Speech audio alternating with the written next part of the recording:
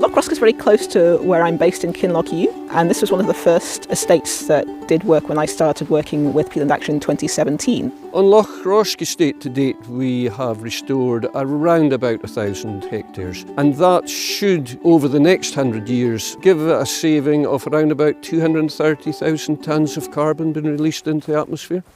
On Lochrosque Estate there are some hydro schemes, but we sort of heard anecdotally from the estate that it helps with the water being stored for the hydro scheme over time. The bird life has come back, you go up and you see the workings of it all. Water vole, for example, it opens up habitats to water voles that didn't exist in the way that they do now. As a local contractor, it's allowed me to expand my business, but also give really good training opportunities to younger people in the area because they are the future. My advice to other landowners would be just get in touch with the NatureScot Peatland ACTION team. It's free funding, so there's no catch. You've got absolutely nothing to lose.